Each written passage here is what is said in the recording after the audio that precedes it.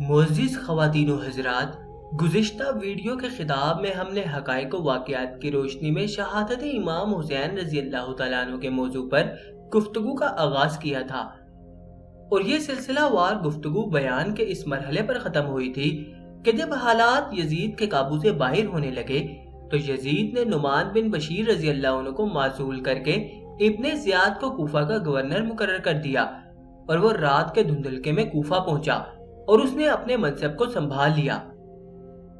اب ابن زیاد کی مکروہ سازشیں سنیں۔ اگلے روز ابن زیاد نے کوفہ میں ایک جلسہ عام کا انتظام کیا۔ اس میں ہزاروں افراد جمع کر کے اس نے برملا اعلان کر دیا کہ تم لوگ جانتے ہو کہ میرا باپ زیاد جلاد تھا، سفاک تھا، خون ریز تھا، اور میں خون ریز اور سفاک ہوں۔ مجھے معلوم ہوا ہے کہ تم یزید کی بیعت اور اس کی حکومت سے انکاری ہو، پس میں تمہیں سختی کے ساتھ اس بات سے منع کرتا ہوں اور یہ اعلان کرتا ہوں کہ جو شخص امام حسین کے لیے مسلم بن عقیل کے ہاتھ پر بیعت کرے گا، میں اس کا نام صفحہ ہستی سے مٹا دوں گا۔ میں تم سب لوگوں کے نام بھی جانتا ہوں اور تمہاری شکلیں بھی پہچانتا ہوں اور تمہارے خاندانوں سے بھی واقف ہوں۔ اس کی اس ہیبت ناک گفتگو کے نتیجے میں وہ ہزاروں کوفی جو حضرت علی رضی اللہ تعالیٰ عنہ اور امام حسین رضی اللہ تعالیٰ عنہ کی حمایت اور غیر مشروط وفاداری کے علم بردار تھے، وہ اپنی بزدلی کے باعث انہی قدموں پر پیچھے ہٹ گئے اور بہت سے لوگ خوف کے مارے چھپ گئے۔ بعد ازاں حضرت مسلم بن عقیل رضی اللہ عنہ کی رہائش کی صحیح خبر معلوم کرنے کے لیے ایک غلام کو 3000 درہم دے کر بھیجا۔ اس کو اطلاع ہو گئی تھی کہ حضرت مسلم بن عقیل رضی اللہ عنہ اس وقت کوفہ کے ایک رئیس، ایک امیر کبیر شخص کے گھر میں موجود ہے جس کا نام ہانی بن عروہ رضی اللہ عنہ ہے اور اہل بیت کے ساتھ محبت کرنے والا ہے۔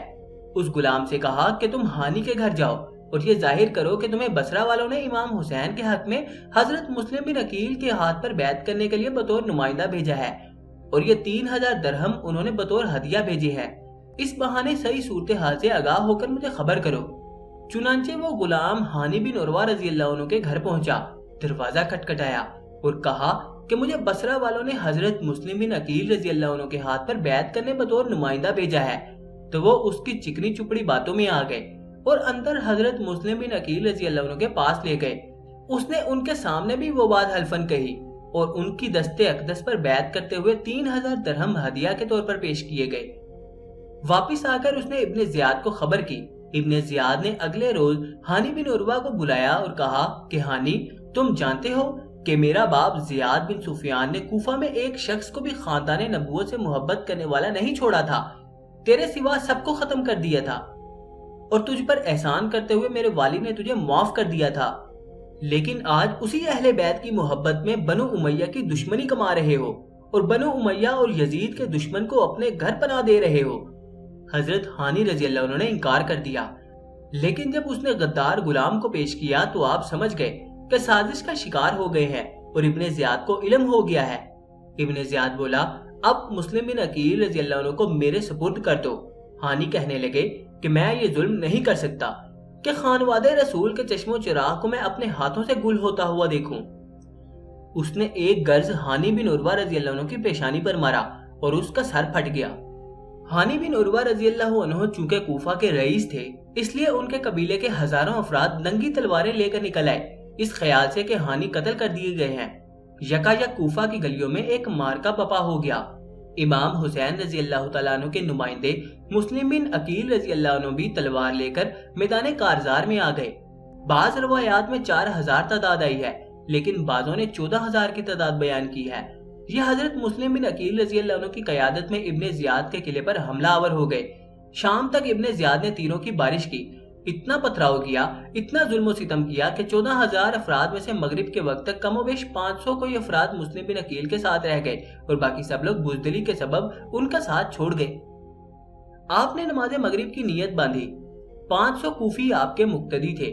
جب آپ نے سلام پھیرا اور پلٹ کر دیکھا تو ان 500 کوفیوں میں سے ایک شخص بھی نہ تھا۔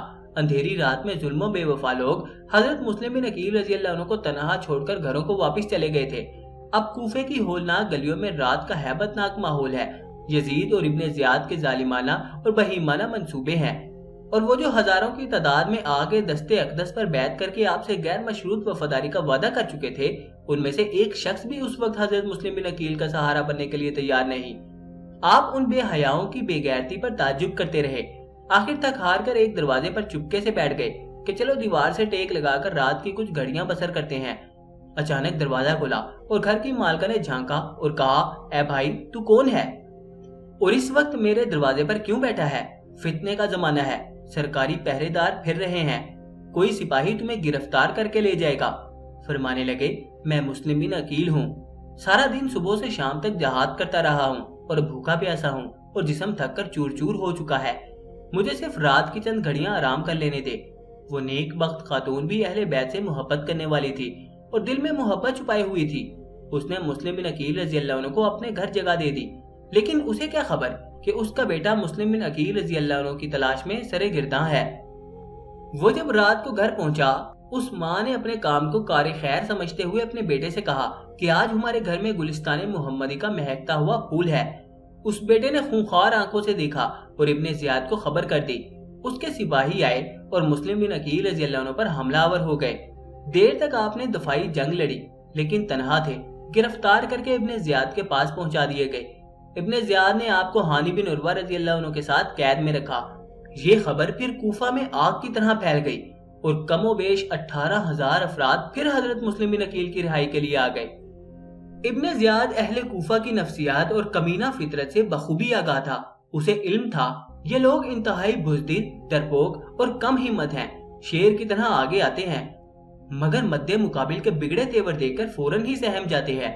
उसने उनकी इस बुज़दिली, कम हिम्मती और बेगैरती से पूरा फायदा उठाया और हजरत इमाम बिन मुस्लिम अकील रज़ी अल्लाह अन्हु और हजरत हानी रज़ी अल्लाह अन्हु को शहीद करने का फैसला कर लिया कि इन हजरात के सर कूफियों की भीड़ में फेंक दिए जाएं और उनके कटे हुए सर देखते ही उनकी ये सब नाराबाजी खत्म हो जाएगी और ये जोशो खरोश भूलकर दुम दबाकर भाग जाएंगे। चुनांचे ऐसा ही हुआ। उन दोनों को शहीद करके जब उनके सर कूफियों में फेंके गए तो उनके हाथ पैर फूल गए, खौफ से कांप उठे और खिसकना शुरू हो गए। आहिस्ता आहिस्ता नौबत यहाँ तक पहुंची कि 18,000 अफराद में से एक भी ना बचा और सब दुम दबाकर और जान बचाकर भाग गए। हजरत मुस्लिम बिन अकील रज़ी अल्लाह अन्हु ने जब ये मंजर देखा तो अपने छोटे साहबजादों को, जो कि मासूम बच्चे हजरत मोहम्मद और हजरत इब्राहिम अपने अब्बा के साथ कूफे आए थे, उनको काजी शरीफ के यहाँ हिफाजत के लिए भेज दिया। तारीख की अक्सर किताबों में यही कुछ आता है कि हजरत मोहम्मद और हजरत इब्राहिम, जो हजरत मुस्लिम बिन अकील रज़ी अल्लाह अन्हु के बेटे थे और मासूम थे, उनको भी हजरत मुस्लिम बिन अकील रज़ी अल्लाह अन्हु की शहादत के बाद शहीद कर दिया गया था।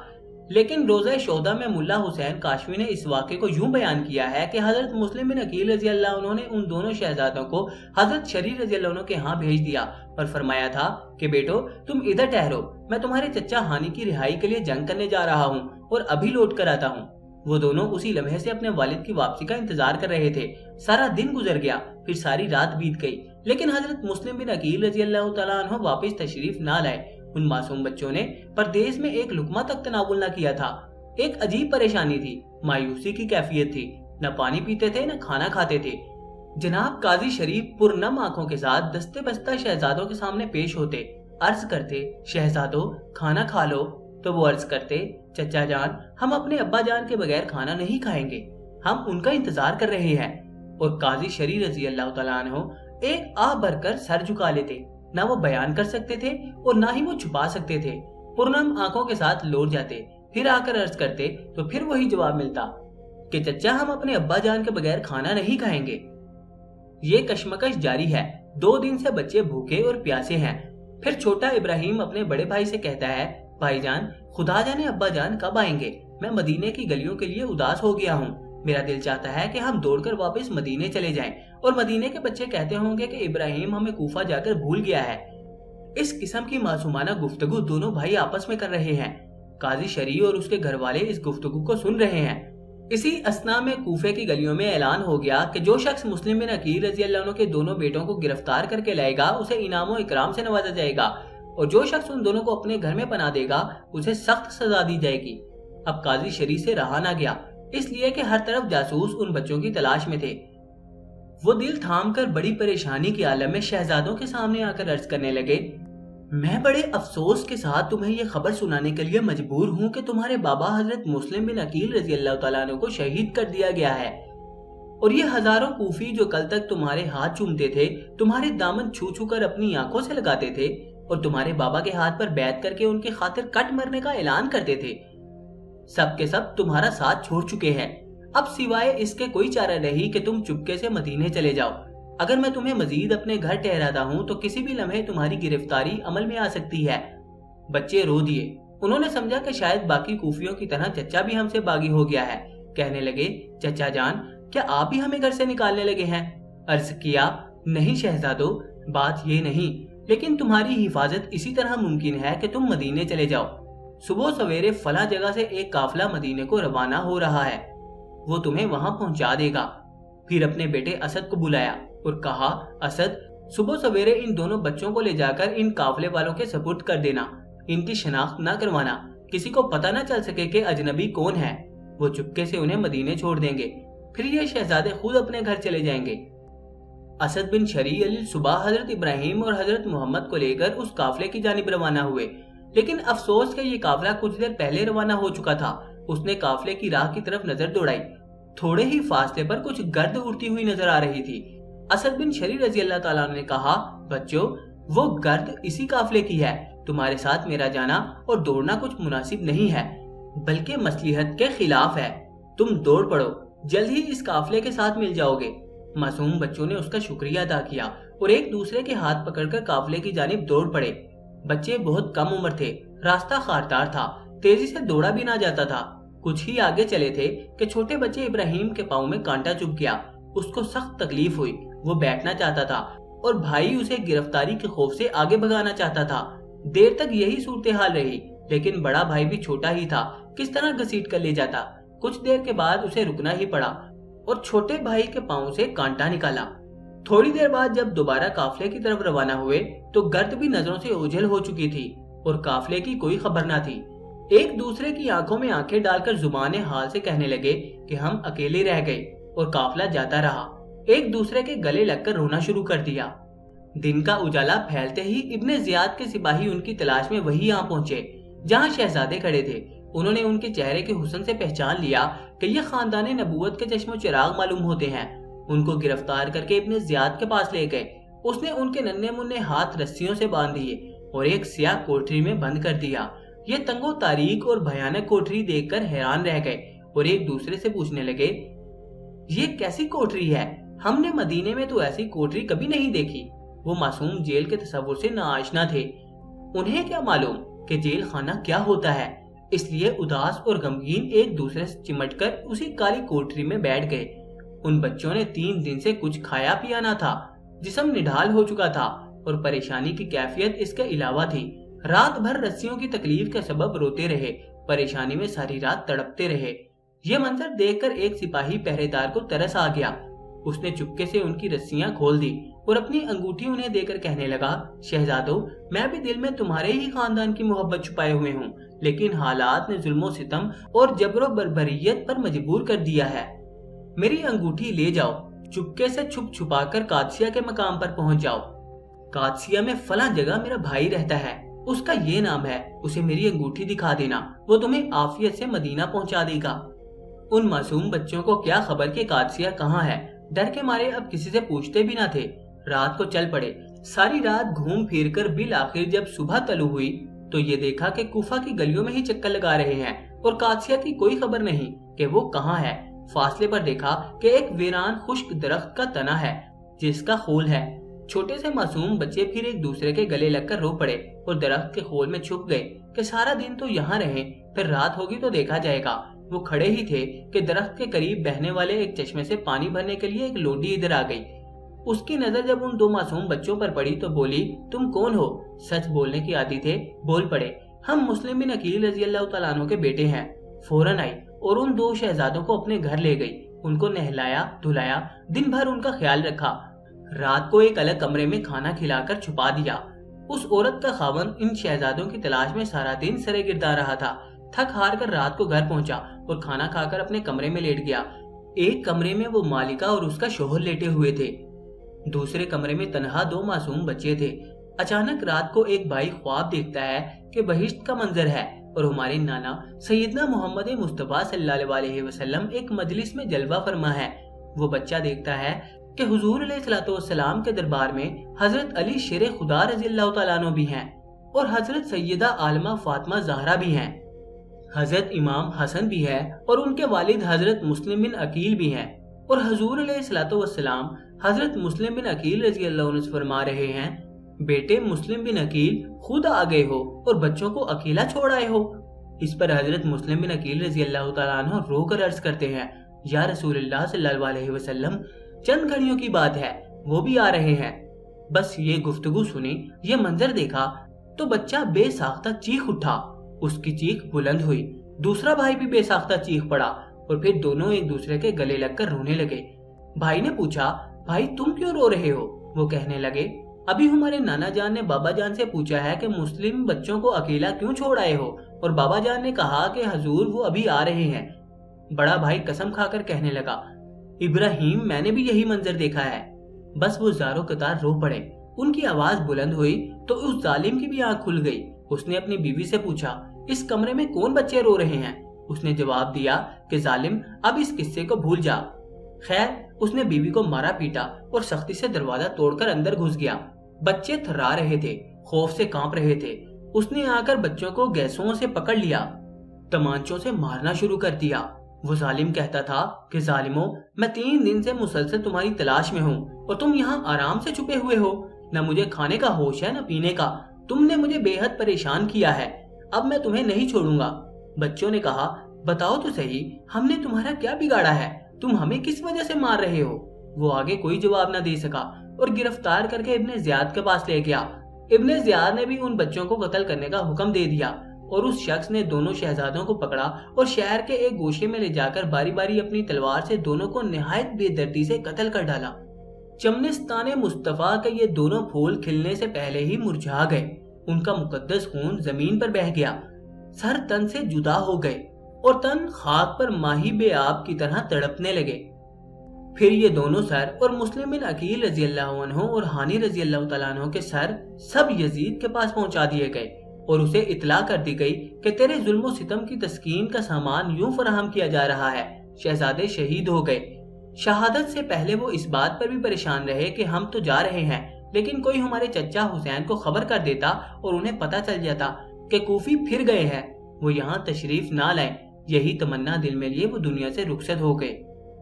ادھر امام علی مقام خانواد رسول کی مقدس اور عزت مآب خواتین اپنے بچوں، دوستوں اور بہی خواہوں کو ساتھ لے کر عازم کوفہ ہو گئے۔ حضرت عبداللہ رضی اللہ تعالیٰ عنہ بن عباس رضی اللہ عنہ نے منع کیا کہ بھائی جان، کوفی بڑے بے وفا ہیں، وہ ناقابل اعتماد ہیں، آپ کوفہ نہ جائیے۔ اسی طرح حضرت جعفر منع کرتے رہے، عبداللہ بن زبیر منع کرتے رہے اور ساتھی منع کرتے رہے، لیکن امام علی مقام سب کو یہ جواب دیتے رہے کہ اب مسئلہ وفا اور بے وفائی کا نہیں ہے، مسئلہ اس دعوت کا ہے جس کا مجھ سے مطالبہ کیا گیا ہے کہ میں کلمہ حق بلند کرنے کے لیے جبر و بربریت کے خلاف، ظلم و ستم کے خلاف، کفر و طاعونت کے خلاف، شریعت مصطفیٰ کے احیاء کے لیے اور دین اسلام کے قدروں کو پامال ہونے سے بچانے کے لیے میدان میں آ جاؤں اور علم جہاد بلند کروں تاکہ میرے نانا جان کا دین پھر سے زندہ ہو سکے۔ مسئلہ دین کو زندہ کرنے کا ہے، مسئلہ حق کی شمع کو روشن کرنے کا ہے۔ یہاں بعض احباب نادانی میں یا بغض اہل بیت میں کہہ دیتے ہیں اور لکھ جاتے ہیں کہ ایسے حالات میں جبکہ امام حسین کے پاس مسئلہ لشکر نہ تھا، فوج نہ تھی، سیاسی قوت نہ تھی، حالات سازگار نہ تھے، ابن زیاد اور یزید کے پاس سب کچھ تھا، ایسے حالات میں امام حسین کا ایسے مقام پر جانا معاذ اللہ خروج تھا۔ یہ تصور سوائے اس کے کہ اہل بیت کا بغض اور آل رسول کے ساتھ دل میں عناد ہو، اس کے سوا اور کوئی سبب نہیں ہے۔ آپ کے ذہن صاف کرنے کے لیے میں ایک ضابطہ آپ کے سامنے پیش کرتا ہوں، سنیے۔ شریعت مطہرہ میں ایسے مشکل وقت پر 2 راستے بنائے جاتے ہیں اور دونوں راستے اللہ اور اس کے رسول کی طرف سے تجویز کرتا ہے۔ ایک راستے کو راہ رخصت کہا جاتا ہے اور ایک راستے کو راہ عزیمت کہا جاتا ہے۔ اگر تو حالات سازگار ہوں، جبر و بربریت، کفر و ظلم اور باطل و طاعونت کا صفایا آسانی سے کیا جا سکتا ہو، ان حالات میں ہر چھوٹے بڑے پر، ہر کلمہ گو پر اس میدان کارزار میں نکل آنا فرض اور واجب ہو جاتا ہے۔ پھر کسی شخص کے لیے سوائے کسی شرعی مجبوری کے کوئی عذر قابل قبول نہیں ہوتا۔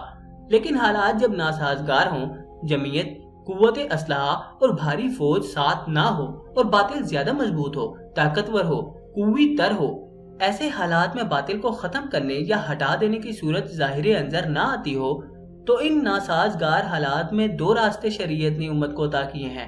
وہ لوگ جو حالات کی ناسازگاری کو دیکھیں انہیں اجازت ہے کہ وہ رخصت پر عمل کریں، گوشہ نشی ہو جائیں، چپکے سے لعنت ملامت کرتے رہیں، دل سے برا جانیں، لیکن مسئلہ کشمکش کے لیے میدان میں نہ آئیں۔ بے شک الگ تھلگ ایک جگہ گوشہ نشینی کی زندگی بسر کریں، یہ راہ رخصت ہے اور ہر دور میں اکثریت رخصت پر عمل کرتی رہی ہے، اور راہ رخصت کی راہ پر عمل کرنا شریعت میں نہ ناجائز ہے نہ حرام ہے اور نہ اللہ کی ناراضگی کا سبب ہے۔ اسی لیے اللہ تعالیٰ نے ہر اضطراری حالت میں رخصت کی اجازت دے رکھی ہے۔ لیکن اگر سب کے سب لوگ بلا استثناء ایسے حالات میں رخصت پر ہی عمل کرنا شروع کر دیں تو پھر ظلم و کفر اور طاغوت کو ختم کرنے کے لیے حالات کبھی بھی سازگار نہیں ہوں گے۔ باوجود رخصت کے کچھ لوگ راہ عزیمت پر بھی چلنے والے ہوتے ہیں۔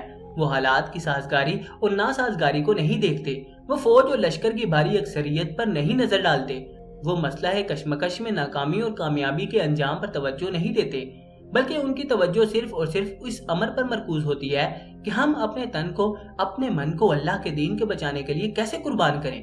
شاید تن میں لگی ہوئی یہ آگ ہی آئندہ نسلوں کے اندھیرے دور کر دے۔ وہ اپنے خون سے پورے دین کی آبیاری کرنے کو ہی دین کی احیاء اور تحفظ کا باعث سمجھتے ہیں۔ وہ حالات کی ناسازگاری سے بے خبر اور لا تعلق رہتے ہوئے اضطراری حالت میں بھی اپنی جان پر کھیل جاتے ہیں اور سر حق ہو کر میدان کارزار میں اترتے آتے ہیں۔ وہ اپنی شان کے لائق اور اپنے مقام کی مناسبت سے اس اقدام کو فرض سمجھتے ہیں۔ جس طرح ہر شخص راہ رخصت پر عمل نہیں کر سکتا، اس طرح راہ عزیمت پر بھی چلنا ہر کسی کے بس کی بات نہیں ہے۔ امام حسین رضی اللہ تعالیٰ عنہ نے یہ اقدام اس لیے کیا تھا کہ ان کے رگ و ریشے میں علی بن طالب کا خون گردش کر رہا تھا۔ حضرت سیدہ زہرا کی گود میں پرورش پائی تھی، محبوب خدا صلی اللہ علیہ وسلم کے مبارک کندھوں پر سواری کی تھی، حضور کی زبان کو چوسا تھا۔ وہ علی کے فرزند اور خانوادہ نبوت کے چشم و چراغ تھے، اس لیے جو احساس ضیاء انہیں تھا وہ کسی کو نہیں ہو سکتا تھا۔ وہ بنائے لا الہ تھے، اس لیے ظاہر ہے کہ راہ عزیمت پر عمل کرنے کی عزت اس دور میں آپ کے سوا اور کسی کے نصیب میں نہیں ہو سکتی تھی۔ اور پھر یہ بات بھی ذہن نشین فرما لیں کہ جو لوگ راہ رخصت پر عمل کرتے ہیں وہ بھی حق بجانب ہوتے ہیں۔ کسی شخص کو حق نہیں پہنچتا کہ انہیں مطعون کرے اور برا بھلا کہے، اس لیے کہ انہیں حق دیا گیا ہے کہ راہ رخصت اختیار کریں۔ البتہ ایسے لوگوں کی راہ کو کوئی شخص اپنا اسوہ اور رہنما نہیں بناتا۔ اہل عزیمت اور اشاعت ان کی راہ پر چلتے ہیں جو لوگ اپنے گلے کٹواتے ہیں اور اپنے خون سے ہولی کھیلتے ہیں اور قربانیاں دیتے ہیں۔ وہ راہ عزیمت پر چل کر قیامت تک ایک اسوہ حیات دے جاتے ہیں، دین کو زندہ کرنے کے لیے ایک شاہراہ قائم کر دیتے ہیں، دینی اقدار کو مٹنے سے بچانے کے لیے اور پھر سے بحال کرنے کے لیے ایک ضابطہ حیات دے جاتے ہیں۔ اس لیے جن لوگوں نے امام حسین کے اقدام کو ان ظاہری حالات کی ناسازگاری کی بنا پر معاذ اللہ خروج اور بغاوت کا الزام دیا ہے، وہ نہ تو دین کی روح اور تعلیم سے واقف ہیں اور نہ ہی شریعت اسلامیہ کے احیا کے تقاضوں سے واقف ہیں، اور نہ ہی اس امر کی خبر رکھتے ہیں کہ اسلام کی قدریں مٹ رہی ہوں تو انہیں زندہ کرنے کے لیے خون کی بازی کس طرح لگائی جاتی ہے، اور شاید وہ یہ بھی نہیں جانتے کہ اس وقت یزید کا تخت پر بیٹھنا اسلام کی تاریخ کو کس رخ پر ڈال رہا تھا۔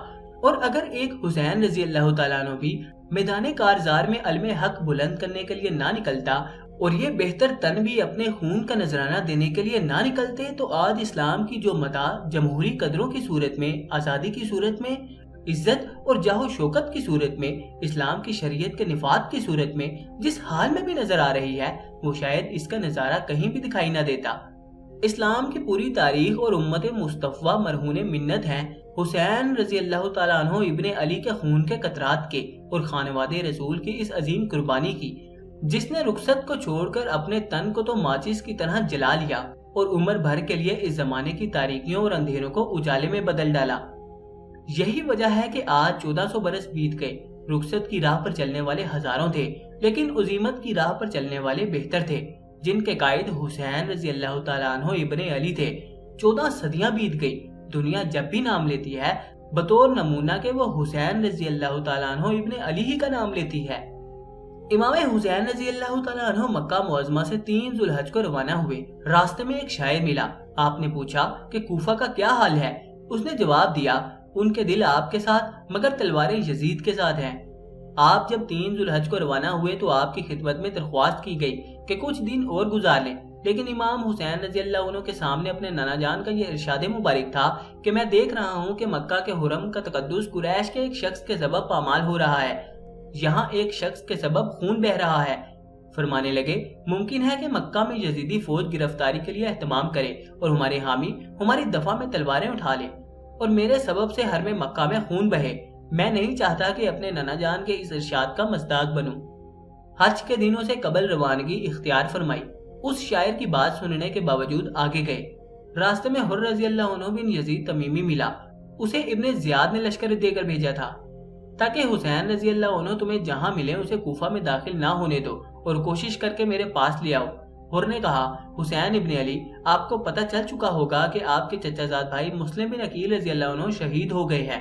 کوفی لوگ حسب دستور بے وفا ثابت ہوئے، وہ آپ کی اطاعت سے پھر چکے ہیں، حالات سازگار نہیں ہیں، بتائیے آپ کا کیا خیال ہے؟ مجھے حکم ہے کہ میں آپ کو ابن زیاد کے پاس لے چلوں۔ امام علی مقام نے اہل قافلہ سے مشورہ کیا اور یہ قرار پایا کہ فی الحال میدان میں پڑاؤ کیا جائے۔ وہیں عمرو بن سعد بھی ایک بہت بڑے لشکر کے ساتھ ابن زیاد کی طرف سے امام حسین کے قتل کے منصوبے کے تحت آ پہنچا۔ امام حسین رضی اللہ عنہ جس میدان تک پہنچے اس میدان کی خبر تک نہ تھی کہ یہ کون سا میدان ہے۔ دریائے فرات کا کنارہ تھا۔ خیال کیا کہ یہاں پانی قریب ہے، کچھ آسانی ہوگی۔ یکم محرم کو اور بعض روایتوں کے مطابق 2 محرم کو اسی میدان میں اترے اور ساتھیوں سے پوچھا کہ یہ کون سا میدان ہے، اس کا نام کیا ہے؟ انہوں نے بتایا کہ حضرت اس کا نام کربلا ہے۔ فرمانے لگے بس یہی خیمے لگا دو، یہی ہمارے سفر کی آخری منزل ہے۔ اس جگہ پہنچتے ہی آپ کو حضور نبی کریم صلی اللہ علیہ وسلم کے وہ فرامین یاد آ گئے جو آپ نے کربلا کے متعلق فرمائے تھے، اور بچپن کے زمانے کی یادیں اور حضور کی دی ہوئی بشارتیں آنکھوں کے سامنے آ گئی۔ وہ بچپن کا لمحہ یاد آ گیا کہ جب حضرت ام سلمہ اور حضرت ام الفضل رضی اللہ عنہما کی روایت کے مطابق حضرت ام سلمہ کی گود میں امام علی مقام کھیل رہے تھے کہ اچانک آقائے دو جہاں کی چشمان مقدس پر آنسو آ گئے۔ ام المومنین نے پوچھا یا رسول اللہ صلی اللہ علیہ وسلم کیا بات ہے، آپ کی آنکھوں میں آنسو آ گئے ہیں؟ فرمایا اے ام سلمہ، میرے پاس جبرائیل آیا ہے اور اس نے اس شہزادے کی طرف اشارہ کر کے مجھے بتایا ہے کہ آقا آپ کے بعد امت کا ایک ظالم گروہ آپ کے بیٹے حسین کو غریب الوطنی کی عالم میں شہید کر دے گا، اور عراق کے جس میدان میں ان کی شہادت ہوگی اس کا نام کربلا ہے، اور یہ اس جگہ کی سرخ مٹی ہے۔ حضور نے اس مٹی کو سونگ کر فرمایا رہ کربلا۔ حقیقت یہ ہے کہ اس مٹی سے بھی رنج و علم اور دکھ اور درد کی بو آ رہی ہے۔ یہی وہ میدان ہے جس کی نسبت میرے ابا نے خبر دی تھی کہ یہاں میرے حسین رضی اللہ عنہ اور اس کے قافلے کے خیمے لگیں گے، یہاں ان مسافروں کے کجاوے رکھے جائیں گے، یہاں ان کا مقدس خون بہایا جائے گا، اور آل محمد کا ایک مبارک گروہ بے دردی کے ساتھ یہاں شہید کر دیا جائے گا۔ ایسی شہادت کہ جس کی شہادت پر زمین بھی روئے گی اور آسمان بھی آنسو بہائے گا۔ اسی میدان کی مٹی حضور علیہ الصلوۃ والسلام نے حضرت ام سلمہ رضی اللہ تعالی عنہا کو عطا کی تھی اور فرمایا تھا جب یہ مٹی خون میں تبدیل ہو جائے تو جان لینا میرا بیٹا شہید کر دیا گیا ہے۔ اے ام سلمہ، اس مٹی کو سنبھال کر رکھنا، مجھے معلوم ہے کہ جب میرے بیٹے حسین رضی اللہ عنہ کی شہادت کا وقت آئے گا تو اس وقت تو زندہ ہوگی۔ جب یہ مٹی سرخ ہو جائے تو سمجھ لینا کہ میرا حسین شہید کر دیا گیا ہے۔ یہ ساری بشارتیں پہلے سے دی جا چکی تھی، اس لیے امام علی مقام نے اس میدان کو اپنے سفر کا منتہا سمجھ کر خیمے لگائے اور یہ خیال فرمایا کہ دریا قریب ہے، پانی میسر آئے گا، لیکن ان ظالموں نے آپ کو پانی سے محروم کرنے کا منصوبہ بنا لیا۔ 8 دن عمرو بن سعد اور ابن زیاد کے قاصدوں کے درمیان آنے جانے میں گزر گئے۔ کچھ گفت و شنید چلتی رہی۔ ابن زیاد نے جب سمجھا کہ عمرو بن سعد امام حسین رضی اللہ عنہ کے قتل سے گریز چاہتا ہے تو اس نے شمر ذی الجوشن کو لشکر دے کر روانہ کیا اور کہا کہ عمرو بن سعد اگر حسین رضی اللہ عنہ کے ساتھ مقاتلہ کرے تو فبہا، اگر متعمل ہو تو اسے معزول کر کے لشکر کی قیادت تم سنبھال لینا۔ شمر ذی الجوشن پہنچا تو محرم کا آغاز ہو چکا تھا۔ عمرو بن سعد نے یہ دیکھا کہ حکومت مجھ سے چھینی جا رہی ہے، امام حسین رضی اللہ عنہ کے ساتھ مقابلہ کرنے کا فیصلہ کر لیا اور ابن زیاد کے کہنے پر 500 لشکریوں کو بھیجا کہ وہ فرات پر قبضہ کر لیں اور حسین کو پانی کا ایک گھونٹ تک نہ لینے دے۔ امام حسین رضی اللہ تعالیٰ عنہ نے 9 محرم کو اپنے بھائی عباس بن علی بن ابی طالب کو 50 دیوانوں کے ساتھ بھیجا کہ کچھ پانی لے کر آئیں، کیونکہ کل جنگ کا دن ہے، وضو کے لیے اور پینے کے لیے پانی کی ضرورت ہوگی۔ حضرت عباس رضی اللہ تعالیٰ عنہ گئے، فرات کے کنارے جنگ ہوئی، آپ شدید زخمی ہو گئے، تھوڑا سا پانی لینے میں کامیاب ہو گئے۔ عمرو بن سعد اور شمر ذی الجوشن نے مطالبہ کیا کہ ابھی رات کو جنگ شروع کی جائے۔ امام حسین نے فرمایا کہ جب جنگ کا فیصلہ ہو ہی چکا ہے تو یہ ایک رات اللہ سے مناجات اور علیحدگی میں اس سے ملاقات کے لیے دے دو۔ فیصلہ ہو گیا کہ کل 10 محرم کو جنگ شروع ہوگی۔ رات کو آپ اپنے خیمے میں گئے، عزت مآب خواتین کو جمع کیا، اپنی بہن حضرت زینب رضی اللہ تعالیٰ عنہ کو، زوجہ مطہرہ حضرت شہر بانو رضی اللہ تعالیٰ عنہ، چھوٹی شہزادیوں کو، شہزادوں کو، خانوادہ رسول کے جوانوں کو ارشاد فرمایا، میں تم سے بے حد راضی ہوں اور خوش ہوں، تم نے حق صداقت وفا شواری ادا کر دیا۔ قیامت کے دن تمہارے حق میں گواہی دوں گا۔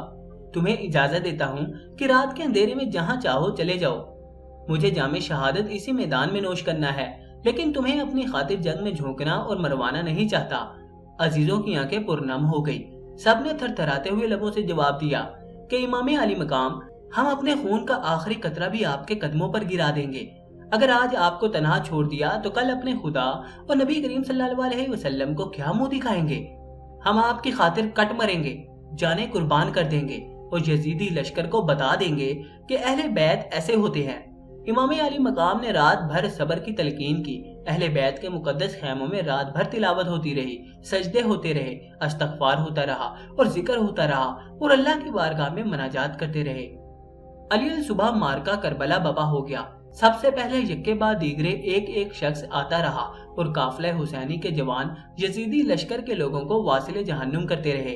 انہوں نے اجتماعی حملے کا فیصلہ کر لیا، لیکن ادھر سے ایک ایک جوان اس پورے قافلے کا مقابلہ کرتا رہا۔ سارے ساتھی جانثار شہید ہو گئے، اب صرف اہل بیت نبوت کے افراد رہ گئے۔ امام حسین رضی اللہ عنہ نے چاہا کہ اس خاندان سے میں آغاز کروں، تلوار اٹھائی، لیکن حضرت علی اکبر میدان میں آ گئے، عرض کرنے لگے، ابا جان، بیٹا آپ کا جوان ہے اور جوان بیٹوں کے ہوتے ہوئے باپ کو ایسی تکلیف کی ضرورت نہیں۔ میدان میں پہنچے، جہاد شروع کیا۔ آپ کی تلوار جس سمت اڑتی یزیدی فوج کے ٹکڑے اڑا دیتی، آپ نے انہیں گاجر مولی کی طرح کاٹ کر رکھ دیا۔ پھر آپ کا گھوڑا زخمی ہو گیا۔ حیدری خون اور حسینی شجاعت نے یزیدی لشکر کو مصیبت و مشقت میں ڈال دیا اور ان کے پرخچے اڑا دیے۔ امام حسین رضی اللہ تعالیٰ عنہ چاہتے تھے کہ اپنے جوان بیٹے کو، شباب کے ماہ کامل کو، حسن کے ماہ تمام کو اپنی آنکھوں سے لڑتا ہوا دیکھیں، لیکن میدان کرب و بلا کی گرد نے ان کو چھپا لیا تھا۔ کچھ خبر نہ تھی کہ وہ کہاں ہیں اور ان پر کیا بیت رہی ہے۔ بس اتنا اندازہ ہوتا تھا کہ جس سمت یزیدی لشکر کی بھیڑیں بھاگتیں، امام حسین رضی اللہ تعالیٰ عنہ اور اہل بیت کے لوگ سمجھ لیتے کہ حسین رضی اللہ تعالیٰ عنہ کا لاڈلا بیٹا اسی سمت جا رہا تھا۔ یہ علی حیدر کرار کا پوتا، حضرت محمد مصطفیٰ صلی اللہ علیہ وسلم کا نواسا، دیر تک یزیدیوں کو واصل جہنم کرتا رہا۔ پیاس کی شدت نے آ گھرا، جسم پر زخم لگ گئے۔ پانی کا ایک گھونٹ بھر کر دوبارہ تازہ دم ہونے کے لیے آتے تو عرض کی، ابا جان، اگر پانی کا ایک گھونٹ مل جائے تو پھر تازہ دم ہو کر حملہ کروں۔ فرمایا، علی اکبر، پانی تو میسر نہیں، لیکن اپنی سوکھی زبان تیرے منہ میں ڈال سکتا ہوں۔ حضرت علی اکبر رضی اللہ تعالیٰ عنہ نے امام علی مقام کی سوکھی ہوئی زبان چکھی اور اس سے پھر تازہ دم ہو کر میدان میں پہنچے۔ دیر تک لڑنے کے بعد بے اندازہ زخم کھا کر زمین پر گر پڑے۔ ایک نیزہ آپ کے سینہ اقدس میں پیوست ہو گیا۔ اچانک زبان سے آواز آئی، یا بتا اے ابا جان۔ امام حسین رضی اللہ تعالیٰ عنہ بے ساختہ دوڑ پڑے، جا کر اپنے بیٹے کو گود میں لے کر اٹھا لیا۔ بیٹا ایک عجیب انداز سے اپنے باپ کو تک رہا ہے۔ عرض کی، ابا جان، اگر آپ نیزے کا یہ پھل جسم سے نکال دیں تو میں ایک بار پھر میدان میں جانے کے لیے تیار ہوں۔ آپ کا بیٹا دشمن کی کثرت کے باوجود ہمت ہارنے والا نہیں۔ امام حسین رضی اللہ تعالیٰ عنہ نے گود میں جوان بیٹے کو، اس ماہ تمام کو، اس حسن کے پیکر کو اپنی گود میں لے لیا۔ سر سے پاؤں تک جسم زخموں سے چور تھا۔ آپ نے نیزے کا پھل نکالا، خون کا فوارہ ابل پڑا۔ امام حسین جب حضرت علی اکبر کو گود میں اٹھائے ہوئے تھے، اس وقت آپ کی عمر 56 سال 5 مہینے اور 5 دن تھی۔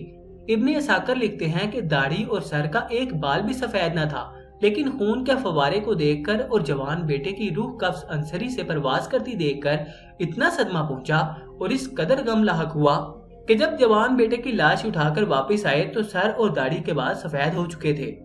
عزت و ہمت اور صبر و استقلال کے اس پیکر نے جواں بیٹے کی لاش خیمے میں رکھی ہوئی شہیدوں کی لاشوں کے ساتھ لا کر رکھ دی اور اس دفعہ خود میدان میں جانے کی تیاری شروع کر دی۔ ایک 9 سال کا چھوٹا سا بچہ تلوار اٹھا کر سامنے آیا۔ یہ کون ہے؟ یہ قاسم بن حسن بن علی ہے۔ حضرت قاسم رضی اللہ عنہ سے فرمایا، بیٹے تو میرے بھائی حسن کی نشانی ہے، تو آرام کر۔ جواب دیا، چچا جان، میں قیامت کے دن اپنے باپ کو کیا منہ دکھاؤں گا؟ وہ کہیں گے کہ تیرے چچا شہید ہو گئے، تو دیکھتا رہا۔ نہیں، میرے ننھے گلے پر پہلے تلوار چل لے، پھر آپ کی باری آئے گی۔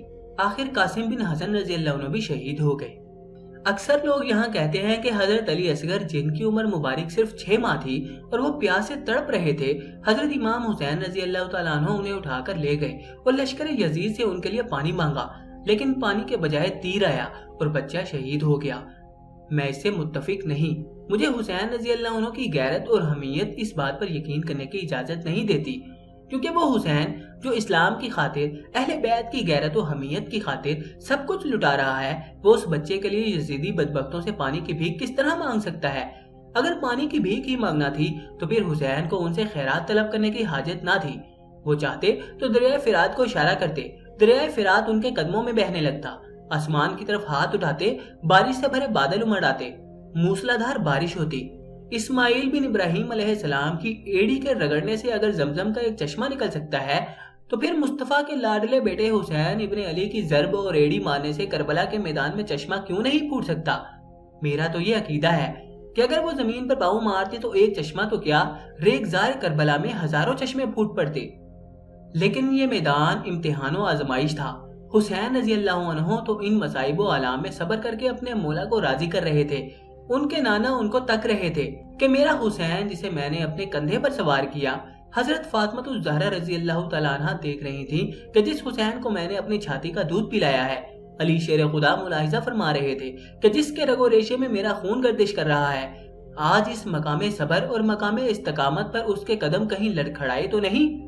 حسین ابن علی اس حال میں صبر و رضا کا پیکر بن کر عزم و ہمت کے ساتھ مسکراتے رہے۔